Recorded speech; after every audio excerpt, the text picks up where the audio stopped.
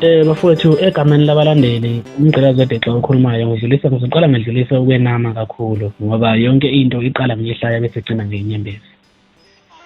Ngizodlulisa ukwenama kakhulu kini nonke bathandi bomculo kaMaskandi nakinizo zonke iy'nkulungwane zabathandi bomculo kaMaskandi ezisisingathile esikhathini samanje. Bafowethu ngibonga kakhulu enisenzela khona nokuhle mhlambe enikwenzayo. Siyabonga kakhulu isandla sedlula ikhanda. Awekho futhi amanye amazwi sinobuye siwasho adlula lawo esiwasho namhlanje. Ngokukhulu nje ukuyithoba mina ngumgqilazi wedexa bafowethu ngoba ngitshela ukuthi ngithanda nonke izinkulungwane zabathandi bomculo kaMaskandi. Noma kuthiwa mhlampe awusathandi wona umculo kaMaskandi, uthanda uhlobo lomculo othile ngoba mina elami iphimbo lifinyelela zonke iy'ndawo. Nawe kwabangizondawo liyafika nakhona bethi bengizonda nje kodwa libe selifikile. Ngoba into engiyithandayo iyodwa, indlebe zakho uwumuntu wasemhlabeni ngeke zikutshela manga. Kuye kube khona-ke futhi isisho esiningi esihloniphe kakhulu ukuthi abantu abayi nganxanye bengemazi. Okufuna ukwamukela ukuthi ngabe kuthande bonke abantu, okufuna ukwamukela ukuthi uzozondwa zinkulungwane zabantu, zithandwa zinkulungwane zabantu. So manje kufuna ube nawo ulayini ukuthi uma uzondwa yiphi indlela ozoyiphila. Kanti-ke futhi vele impilo imnandi ngizitha mina nje sengingaphilila yona indlamba ngoba ngihlezi ngithuka imihla namalanga. Ngidlulisa la mazwi bafowethu njengamanje ngokukhulu kwenama ngeneme kakhulu mayelana nento eniyenzile kwi-CD yami entsha sha ethi ngiza nembongolo. Nibe ningasaqali ngakuleya eyokuqala ethi inkosi yamavukane kwakhona futhi enanikwenzile enakwenza okukhulu. Yize-ke mhlambe yona ngaze ngikubona okukhulu ngayo ngenxa yezimo ezaba khona ey'thile. Kodwa-ke namhlanje senifike nangenzela isimanga nangenzela isampuli njenganamhlanje kule CD yami entsha ethi ngiza nembongolo. Yaqopha kakhulu umlando ngenxa yini bafowethu ngiyabonga kakhulu. Ngibonga nje kuzo zonke iy'nkulungwane zabathandi bomculo kaMaskandi. Ngiphinde ngibonge futhi bafowethu enisenzela khona ikakhulukazi thina abaculi abasafika enikwenzayo uma ngabe sile emcimbini. Kuhle enisenzela khona bafowethu ukuthi masifika ngathi uma ngifika eCorrespondeni lapho kuphelele khona zonke iy'nkulungwane zabathandi bomculo. Ngafika kwadlala ithawula emoyeni, kwakhala ivuvuzela, kwandiza yonke into, kwadlala amaflege. Ngajabula kakhulu bafowethu, ngicela ukuthi enakwenza nenikwenzayo nize ningakuyeki, uNkulunkulu uyonibusisa ngenye imini. Ngiyajabula kakhulu. Bafowethu bese ngiphinda mhlambe ngifika la egameni lokungenami mayelana nento eyenzekayo.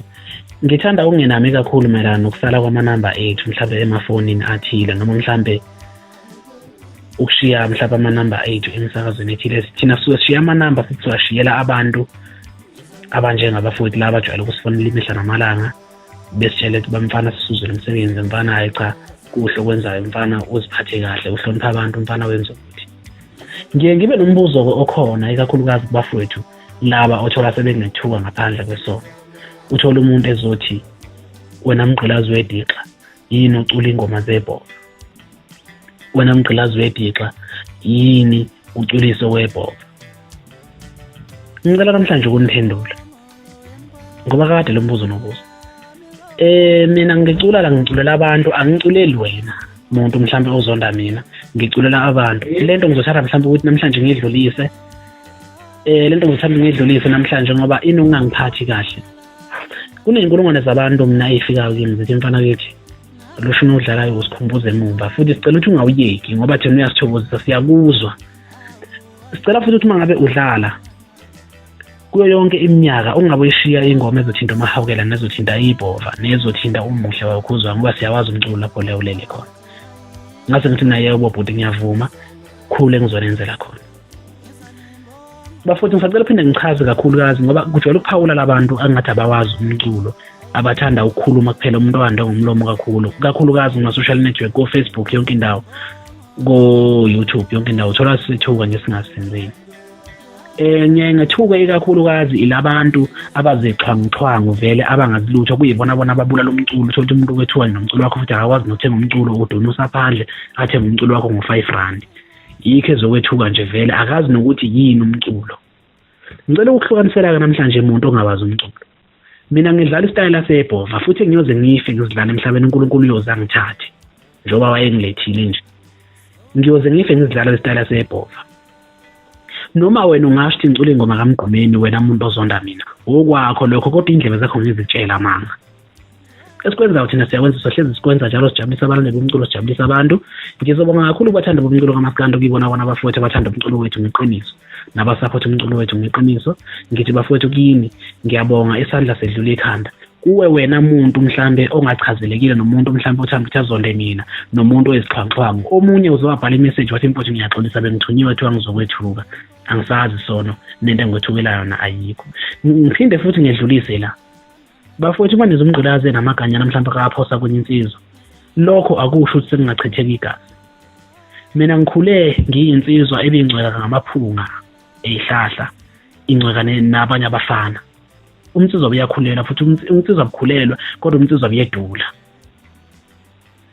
Bafowethu mina ngikhule ngumfana obengcweka kakhulu nabanye abafana ngamaphunga lapho kade ekhulela khona. Ngakhula ngazi ukuthi omunye umfana uyadlaliswa.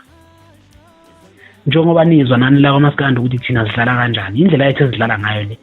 Mhlawumbe uma ubona sekuzofika mhlawumbe ezandleni noma mhlawumbe wafika la chitheka khona igazi kusuke ngasesiye umculo loyo kusuke sekuwukulwa kodwa bafowethu thina kumele nikwazi mina ngumfana nje okhule kakhulukazi ngoncweka nalensizwa engcweka nayo ngincweka nayo ngoba iyinsizwa iyakwazi ukuncweka.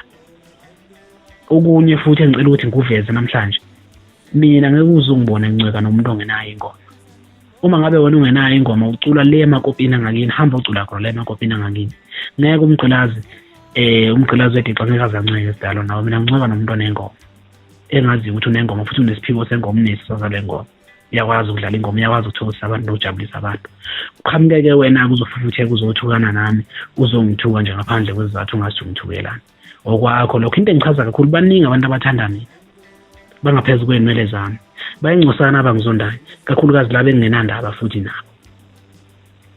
Namhlanje ngithake ngiphendule lo mbuzo hlezi ubuzwa njalo ukuthi kungani ucula ingoma zebhova kungani udlala ushunu webhova kukhuluma laba abangaziluthi kakhulukazi.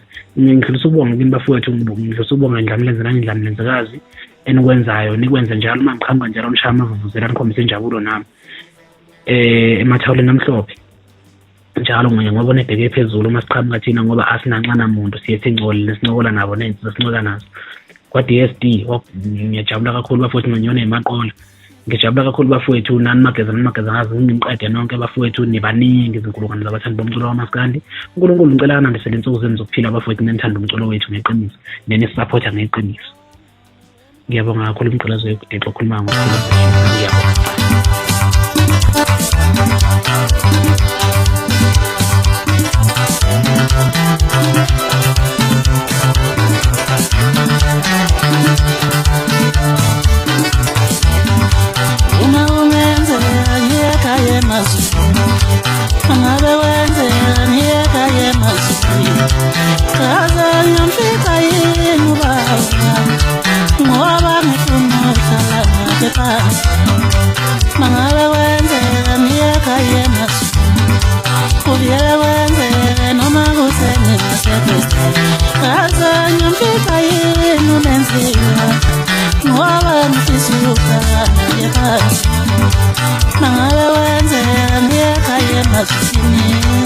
Mangabe wenze